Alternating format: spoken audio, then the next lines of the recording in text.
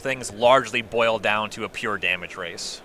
Charlotte on the draw will have Aether Vial off of unclaimed territory. This is more of a Collected Company matchup than a Vial matchup, though you're never too upset to have that one-on-one. Yeah, Supreme Phantom pumps the Wanderer up to 3 for this turn as it hits on in. Charlotte's down to 17. Right now, Jessup's Bant Spirits deck doing a good job of seizing the initiative. You see, Charlotte did pick up a Meddling Mage. Down the line, that'll be really good at shutting off Collected Company. Not a pressing need for that just yet. You just want to get some pressure on the battlefield on this turn. Yeah, and actually she's got a great start here with that Aether Vial. Uses the Vial to put a 1-drop into play with Champion of the Parish, and now does have a 2-drop Meddling Mage to follow up. There is some interesting tension here. You potentially want to name something that could come down to the third turn of the game. That'd be Drogskol Captain or Reflector Mage. You also don't see green mana just yet, though it's fair to assume it's there. Collected Company being the ultimate prize, but if Charlotte doesn't have access to a Reflector Mage, that would be a big way for Danny to really shift the battlefield on this turn. And it looks like Path to Exile was the name with the Meddling Mage there. Only 2 copies in Jessup's deck. Largely, the Spirits deck have been moving towards playing Reflector Mage over Path to Exile. Typically, you will see at most 2 paths in the deck. Okay. It is also very relevant, though, that Charlotte does play her own Reflector Mages. You don't want to turn off the ability to cast those. Yeah, Path to Exile was named. Now it looks like there was a missed trigger here, so Champion of the Parish is going to remain a 1-1 for now. So plenty of more chances to grow it here as we see more humans in the holding. Right. That is the kind of stumble that can matter a lot in these pure damage races, though. Yeah, well, especially with how Danny's hand is shaping up here. Like, what I like about humans is their disruptive elements, but disruption's not going to matter if Danny's creatures are just bigger. And on a draw like Mausoleum Wanderer, Supreme Phantom, if he has, say, another Wanderer and Phantom here, none of the disruption matters. He just hits harder. Yeah, currently he's sized better, and he always has the natural advantage that his creatures just fly. You can't line up even a single block here, and the way that you would deal with this would be double blocks. Phantasmal image from Danny, and he may just have that 1-2 punch. That's a second Phantom and a second Wanderer. Yikes. So the first Wanderer now pumps all the way up to 5 for the turn. The Phantom is 2. This is a swing for 7. Charlotte will go to 9. It does not take much more to make this lethal very quickly. Yeah, and so these kind of draws, going back to there was a missed trigger on Charlotte's side, I guess. This game has gone way beyond that mattering. You could feel better about it. Think, I don't think it's going to change how this one played. I'll try to remember one of those when I'm on the front foot. Yeah. That's when we'll use our triggers. Yeah, well, she's actually has, though, a great start, right? Vial into Champion, into 2-drop. This is about the best her deck does. And on the play, this could still be a very different game, though. On the draw, that's definitely going to be slow, especially against what Jessup has brought to the table here. And Charlotte, looks like in the hand, another Champion of the Parish, a Thalia, I believe a Phantasmal Image as well, and then another Aether Vial. She has plays to make here, but she's just taking so much damage so quickly. Yeah, Thalia, Guardian of Thraben, can be good in the matchup when your opponent's trying to curve into Collected Company, doesn't have that much on the battlefield. In a game like this, though, you really need things like Thalia's Lieutenant. You need to be shoving damage, and Charlotte way behind on that front. Yeah, it almost feels like you'd need, like, if you could Vial in a Lieutenant and then cast a Reflector Mage, maybe we'd still be talking here. Right. Yeah, you'd want some way to stop Jessup from having lethal on the following turn. And then you need to present lethal very quickly on your own side of things. Right. We see Champion of the Parish here from Charlotte. That was cast off unclaimed territory. She has 2 more mana for the Thalia in her hand and a Vial for 2 for that Phantasmal Image. She can make all the creatures in her hand, but I don't know that it's going to be enough. Right. Yeah. Jessup currently looking at 10 power in the air here. Yeah, no care for the Thalia. Looks like she's set up to crack Horizon Canopy instead. And Danny just going to keep going to work. Here is Selfless Spirit. That'll pump both Wanderers up to 4. If you get them both to 5, then everything is very easily lethal. Yeah, and that it turned out Charlotte wasn't going to be able to beat any Spirit off the top. So upon seeing Selfless Spirit, picks up the cards, and game 1 goes to Danny Jessup. Right. Even a swing that would only bring Lewis to 1, so you Vial in your clone there, you block some flyer. You're still just treading water with that play in the first place, and this is going to Jessup. And a quick win here. Over to the sideboard, and then we will look for Charlotte Lewis. She gets to be on the play here for game number 2, which means she can approach the mat, doesn't have to react as much. Right, yeah, so She'll have control over what the configuration will be. The options in the sideboard: 2 Knight of Autumn, 2 Sin Collector, 2 Auriok Champion, 2 Izzet Staticaster, 2 Damping Sphere, a Dismember, a Venser Shaper Savant, a Combo Console of Allocation, a Whirler Rogue, and an Anaphens of the Foremost. There's a lot of stuff that really doesn't play here at all. The Dismember is generally going to be excellent, knocking a Lord off of Jessup's battlefield. That's a huge swing. I don't mind Venser Shaper Savant for much the same reason. That can turn the tides of the battle in a fair amount of situations. Whirler Rogue can give you some evasion and some flying blockers as well. There's a variable quality how good Izzet Staticaster is from game to game. There's a lot of creatures, Noble Hierarch, Mausoleum Wanderer, that you can tag with Staticaster, though in general, there's a lot of games, especially if Jessup already has a Lord online, certainly a Supreme Phantom, you can't always leverage Staticaster, but it's good enough often enough that I would probably reach for them. Yeah, so Staticaster is being good. Auriok Champion, it's a creature mirror, it gains a lot of life, but it's a 1/1, it doesn't do too much. It doesn't have good attacks, it doesn't have relevant protection from colors in the matchup, which I do not like about it. And what about something like Whirler Rogue? It can push through unblockable. It can also target phantasmal images. Yep, I like that a fair amount in the matchup like this. All right. So on Dan Jessup's side, he's got Stony Silence, Rest in Peace. Starts with a lot of those 2-mana enchantments for the combo matchups. When it comes to a fair matchup like this, he has 2 of his own Thalias, 2 of his own Knights of Autumn, a Path to Exile. Looks like an extra copy of Path as he's playing 2 main, 1 board. Negate, Disdainful Stroke, Unified Will, and Geist of St. Traft. Not too much to improve with. Yeah, there's very little to like here. That third Path to Exile is the card that I'm thinking for sure.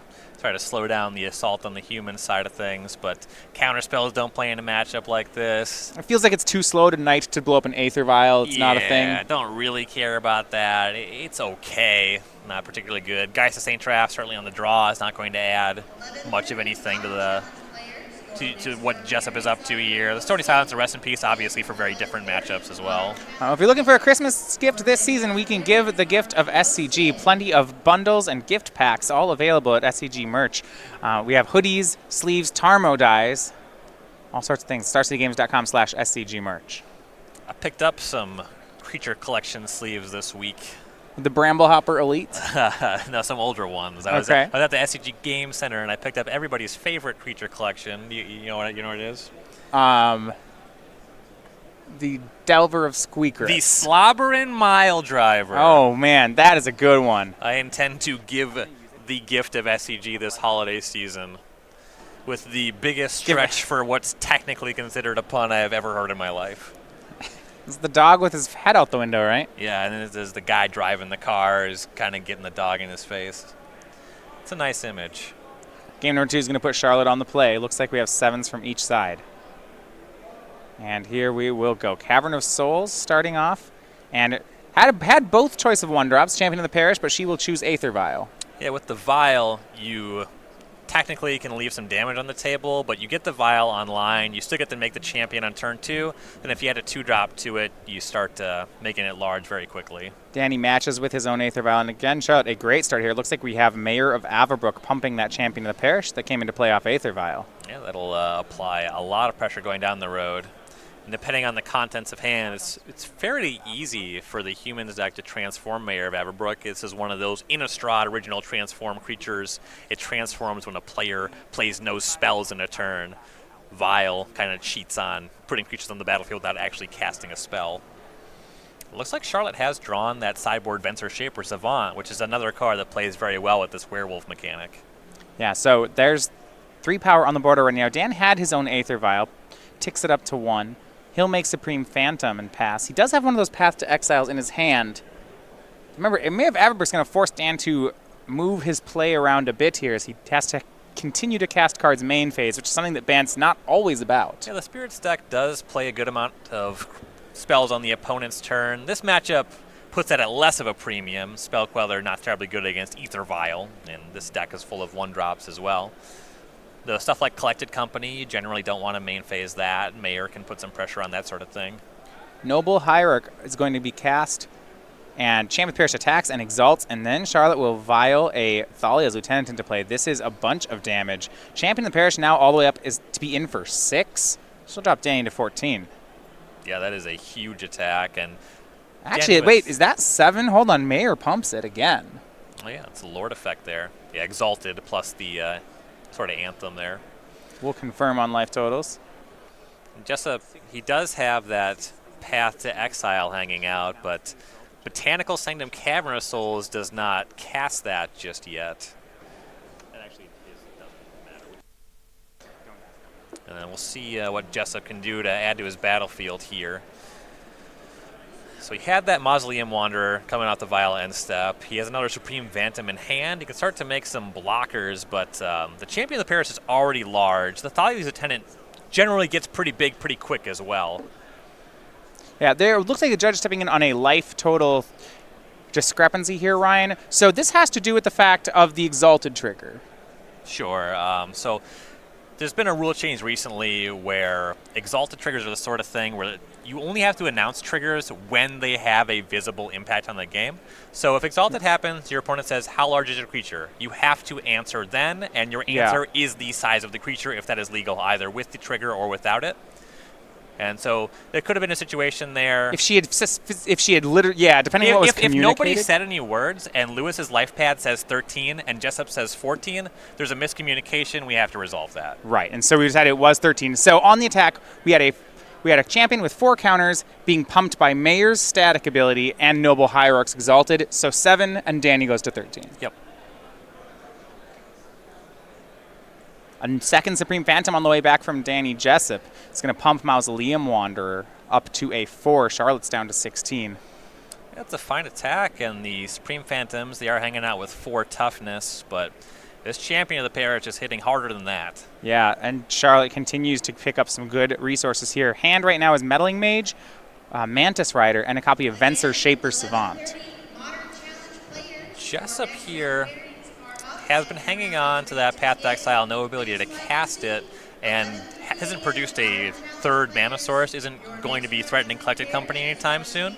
I wouldn't mind seeing that Meddling Mage just name Path to Exile, with Lewis just being kind of ahead on the battlefield.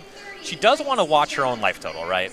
These Supreme Phantoms, they add up. That Vial on 2 could threaten something on top of that. A lot of times you'll see Bant players not really control the board, but they kind of can block some damage and then race back in the air, and it can happen from large numbers. Right.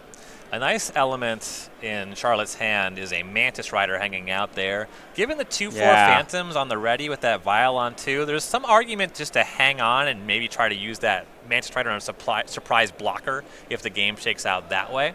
The attack's already good with the Champion of the Parish. It's an interesting decision whether or not you want to flash that in. It already doesn't have really good attacks. The double block with the Supreme Phantom, that breaks that up pretty easily. You do want to be mindful of another Phantom coming in and a triple block on your Champion of the Parish. There's a lot going on with this combat step. A strong name here from Charlotte's going to punish the fact that Danny didn't have that early white mana. She named Path to Exile with Meddling Mage, so at this point, that's going to lock out a card that is in Danny's hand. Love that name. Turns off one of his better top decks in the form of white mana-producing land. Yeah. Swing here with Champion of the Parish, and it's a big one. The 6/6 exalts and is pumped. Danny takes 8, drops to 5. And Charlotte has disguised that Mantis Rider in hand, just leaving this Vial on 3 up. I really like that. Yes. And so the fact that she can do that and then tick the Vial to 4 and bring in the Venser out of her hand, that's really going to mess up the math for Danny here. Oh, yeah, just that Mana War effect in combat against a deck with Lords on the battlefield. That's huge. He's down to 5 here as Rattle Chains was put in on end step. Now he's got some tricks of his own. As his Vial ticks up to 3, Danny does have a Reflector Mage in his own hand. All right, that one will not be turned off by the Meddling Mage. And he did draw a Temple Garden, though. Paying 2 life for that is a pretty serious cost here. Yeah, he is at 5. If he goes to 3, then we have to start looking at lines where Charlotte just turns everything sideways and can, sneak in for those last points. Right. It's not difficult to make 3 damage happen with your Mantis Rider deck. Right. Let's see again, counting. Right now, let's check. So the Supreme Phantoms are 2/4s. The Mausoleum Wanderer is a 3/3, and the Rattle Chains is a 3/2. We have 10 power in the air. He has ability, depending on what's in his hand, to maybe pump that Wanderer if he has some more spirits. That's not enough to put together a counter swing just yet. Jessup's going to give a read to Howlpack Alpha. I think what he might be checking is the timing on the Wolf token, whether or not the backside still pumps humans. Right, so Mayor of Averbrook on one side pumps human tokens. On the other side, well, it turns into a 3/3, but it pumps werewolves and makes werewolves. Right. Or makes wolves. Wolves. It pumps wolves and werewolves. Right, so it turns into a 3/3. It pumps wolves and werewolves. At the beginning of the end step, Charlotte would get, of her end step, she will get a 2/2 wolf creature. It's interesting. A lot of times I would think in the humans deck, it's not always clear that this card wants to transform. Right. Certainly on a battlefield like this, where you have all these human creatures and an opponent at a very low life total, you'd like to have that Anthem effect in effect more than that slow burn of wolf tokens versus a deck that's threatening lethal. Now look at what's happening here. So Danny that turn shocked for Temple Garden, went to 3, and removed 2 of his attackers to put Charlotte to 9. It looks like what he's setting up for is this to Violent a Reflector Mage and cast that Path to Exile, and hoping that that will be enough. Right, so first the Mayor transforms, so that would remove that Anthem effect. Right. It theoretically stops some damage coming across, shrinks the Hierarch, shrinks the Meddling Mage. Yeah, kind of go back to that situation you were mentioning where it's not clear that this is a good thing. Right. Violent 4 plus Venser, though, I think that might get Jessup here. It's strong. The extra Mantis Rider as attacker is something that likely wasn't on Jessup's radar here. And the combination of that plus Venser, it's so powerful against anything Jessup could have done on that turn. What I like is that if Jessup's going to try to get back that Path to Exile with Reflector Mage, it feels like Venser, even putting Path to Exile back in Danny's hand, is going to be very powerful here. Or even just remove... bounce that white. There's only one white producing land, so you bounce the white spell, it cannot be cast again. Yeah, and if there's no other turn, who cares? And it's also really interesting that Jessup wanted this Mayor of Evergreen to transform, but then if you want to use a Reflector Mage on the Meddling Mage, that's one of the creatures where the Anthem actually mattered. The Anthem doesn't matter on the Thalia's Lieutenant. That's still lethal. The Champion of the Parish is still lethal. The Mantis Rider is still lethal. And I love this attack from Charlotte. It is 5 creatures in Meddling Mage, Mantis Rider, Champion of the Parish, Howlpack Alpha, and Thalia's Lieutenant. And now Jessup will Vial in Reflector Mage. It's coming in off the Vial, so Charlotte cannot use Venser to stop this. And now the trap has been set. Reflector Mage will bounce Meddling Mage. Dan's going to try for Path to Exile, and this is where we might see something happen. Yeah, 4 lethal attackers coming in here, so Venser on the Path to Exile should seal it up. Yeah, right. They're all 3 power. If this doesn't resolve, one of them's going to get through. Right. Danny going to cast Path to Exile. He's checking what his blocks look like after the Path to Exile. He still would be losing a lot of real estate in this combat, even with this resolving. So she's going to let the Howlpack Alpha get pathed. And now you can still Venser a blocker away. Yep. As long as Venser's used here, this should be fine. Right. And there's the tap for 4 mana, and this one's out of the sideboard mentioned. Venser Shaper Savant can bounce a spell or permanent when it enters the battlefield. Well, let's pick a creature. How about that Supreme Phantom? It's a very powerful card in Cube Draft. I love this card in Cube. And I think it's showing some power in Modern here. Yeah. Jessup's going to assess the situation, but I believe him to be dead in this attack. See, I always like drafting Revelark decks in Cube. This guy is a premium 2/2 in Revelark decks. That's not bad. No, and Dan looks at he can't deal with that one. So the 3 damage comes in, and Charlotte evens things up at 1 game apiece. Kind of a different texture there, and even then, that one felt closer. Like Danny was just trying to break serve, right? He never really got control of the board. It felt like on that last attack, he was really just trying to chump block, go to 1, then swing back for lethal. Yeah, before we got into this match, I mentioned that one of the strengths of humans in the matchup, the games that Charlotte's trying to play, are games where you have that earlier Champion of the Parish, or you have Thalia's Lieutenant. And Jessup had a bunch of flying creatures. That matters a lot in this kind of matchup, but Lewis's creatures just got too large. So Danny Jessup now on table 1. We mentioned last round picking up that win here in Modern. The older of the two Jessup brothers, 15 open top 8s with a win. Also, this would be his third invitational top 8 if he can convert. Still looking, though, for that win. Yes. Plenty of top 8s. Just the one open win. An invitational win would definitely prop up that resume. Get to make his own token as well.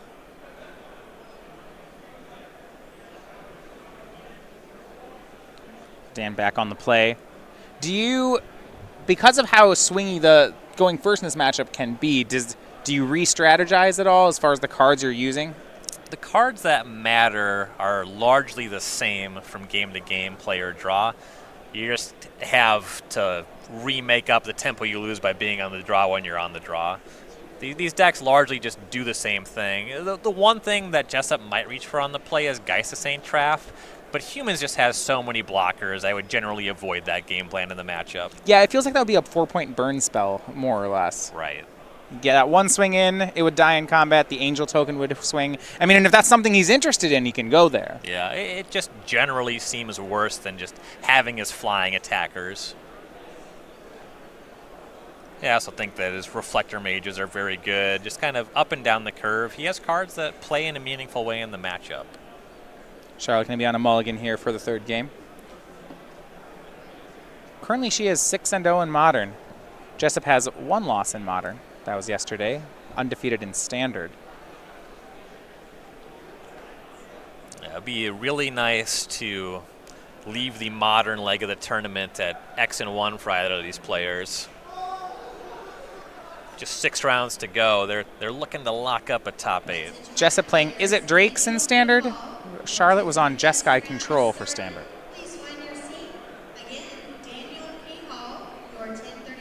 Charlotte snap keeping on 6. And we are set to go.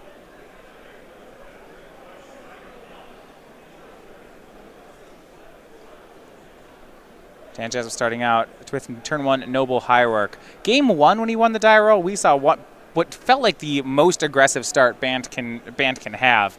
Wanderer into Supreme Phantom into another Wanderer Phantom. Right. In terms of just curving out and being aggressive, that was really powerful. I will say about the Noble Hierarch start, it accelerates you towards Collected Company, which is a huge deal in this matchup. It's just 2 decks playing powerful creatures, and Collected Company is worth 2 of them, assuming you have good hits.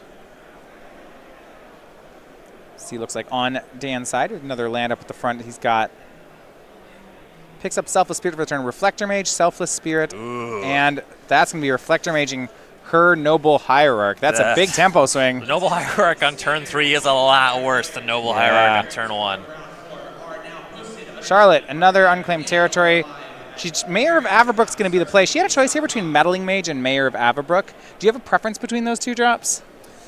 Meddling Mage and Collected Company is very inviting on this turn.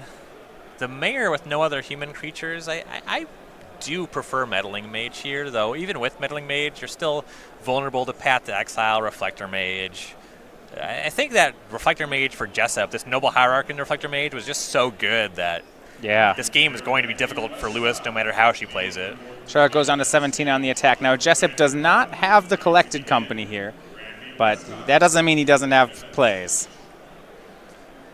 Just make 2 creatures the old-fashioned way. Kind of funny thing, there's at least a Supreme Phantom in the hand, and he controls 2 humans currently. Right? They are very good cards, though. Yeah, adding Reflector Mage to Bant Spirits is something that's become only recently popular. Right. Yeah, the slot is kind of taking is historically you've seen a lot of Path to Exiles in the deck. They've been trimming for that. So it's not like he's cutting some spirit. All right, so now we are 2 humans and 2 spirits. Here's Supreme Phantom and Selfless Spirit. Makes the Exalted a bit worse. That means the Mayor's going to transform back now.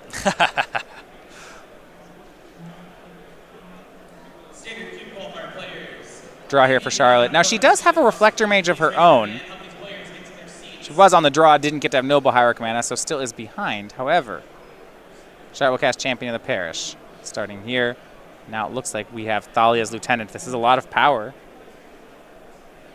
Yeah, once you're at the stage of the game where you're making all your land drops, it's turn 3, the Noble Hierarch's with a lot less value. In fact, the best thing it's likely doing is just adding counters to the Thalia's Lieutenant, the Champion of the Parish. So I like this aggressive stance here, though.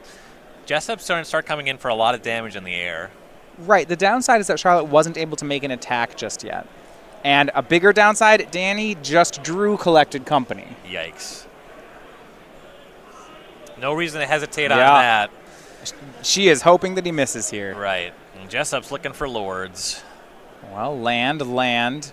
Knight of Autumn, Aether Vial, Spell Queller, land. So he doesn't have, this could have been worse, but it is 2 creatures. Yeah, this is on the very low side of what was possible, but a flying creature is pretty good. And 4/3 on the ground is not bad either.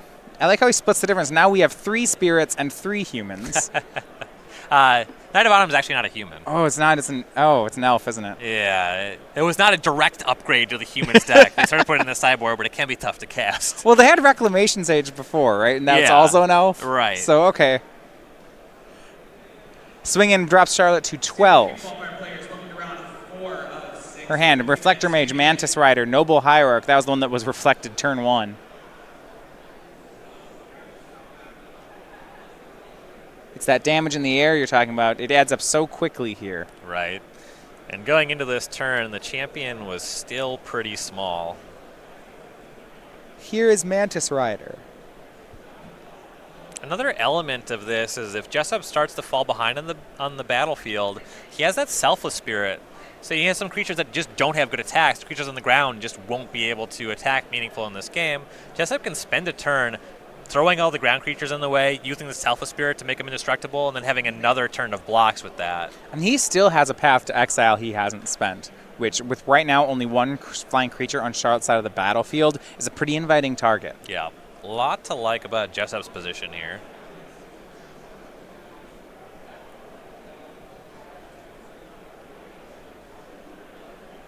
Charlotte really just this game having been outclassed on mana.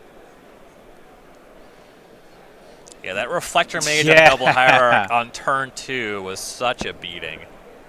Mantis Rider swings in. She will connect for 4. Or no, just 3. The Noble Hierarch is... Mayor of Averbrook. It is a human, so it is 4. Right.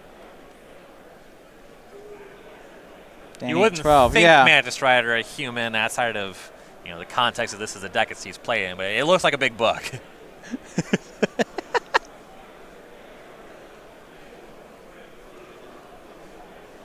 And now back to Danny we go. That target Get just that too flyer inviting. out of there. Yeah. No flying blockers. That now we see there's 7 damage in the air already. Battlefield as it is, Jessup has it in 2. Do you think he has to worry about taking 12 on the way back? He doesn't. I don't think so. Swing for 7. Charlotte, or make that. Yeah, that'll be for 7. Won't see anything like a sleep out of the humans deck. That'd be nice here. Yeah, I've lost to that one in Standard recently, that mono blue garbage creature deck. I like that deck. I lose to it more than I like to admit. Mausoleum Wanderer, the play from Jessup, and last card's Noble Hierarch. Well, that's gonna ensure him against the card Sleep because see the Wanderer counters for 2. Ah, Playing around it. powerful. Very heads up by Dan Jessup. That'd be really good in this matchup. Tighten the squeeze. Well, that's the thing about the humans deck is they don't really get to cast non-creature spells. The sideboard is just a bunch of creatures. Yeah, getting double blue for a spell, that's a big ask. The basic island wasn't even a feature of the deck for a very long time. That's a recent innovation. There's these ancient ziggurats. Those don't cast Sleep. Right. We need a creature with an enter the battlefield creature with Sleep on a human creature. Human. Yeah, that's going to do it, though. Jessup does win this 2-1 over Charlotte Lewis and advances to 10-1. Yeah, and impressive stuff. Both games 1 and 3 on the play. Jessup really just was able to present threats and starts that felt too